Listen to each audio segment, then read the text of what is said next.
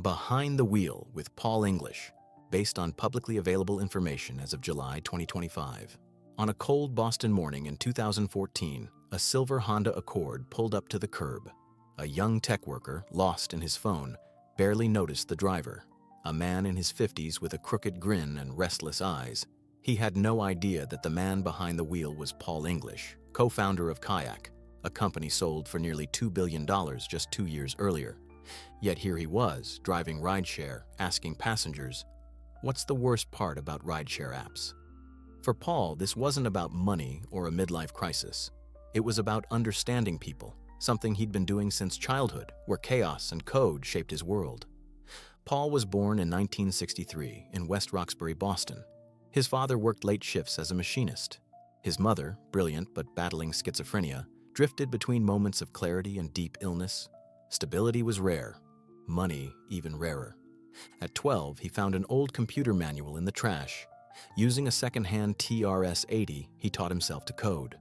Programming made sense in a way life often didn't. While other kids played baseball, he built scheduling software for local businesses, earning $15 an hour. By 15, he had launched his first company.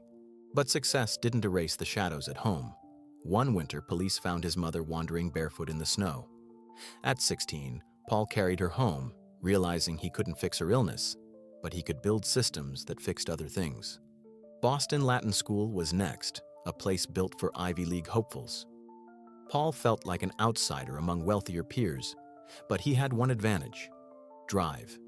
He spent nights in the computer lab debugging code while others partied. That work ethic earned him a scholarship to UMass Boston, where he worked as a janitor to cover costs. Later, at MIT, he refined his passion for human-computer interaction. His philosophy was simple: technology should listen to people, not confuse them. By 1993, he co-founded Boston Light Software, laying the foundation for his biggest venture yet. In 2004, booking travel online was a nightmare. Multiple tabs, endless comparisons.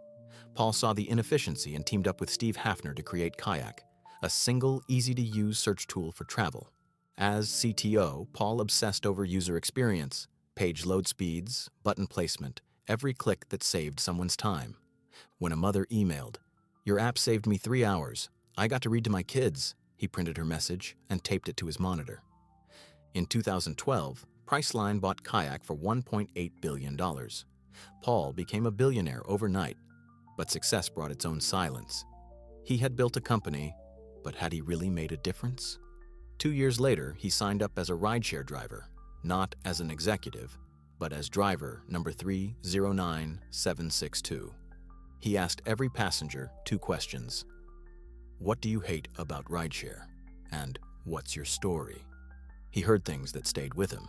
A Haitian driver worked 18-hour days to send money home to his sister. A single mother relied on rideshare to feed her kids.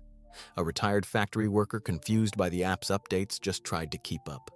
Paul saw shades of his father in these drivers, exhausted, overlooked, simply trying to survive. He realized that technology wasn't always serving the people who needed it most. Determined to make a change, he brought his findings to Rideshare's leadership. He demanded 3 things. 1. Allow drivers to keep 100% of their tips. 2. Make surge pricing transparent. 3. Provide mental health support for drivers. At first, they ignored him. Then he leaked his research to the Boston Globe. By 2017, tipping became a standard feature. Wealth alone was never his goal. He wanted to put it to work where it mattered. In Haiti, he funded Summit's education, building 40 schools focused on girls' STEM programs.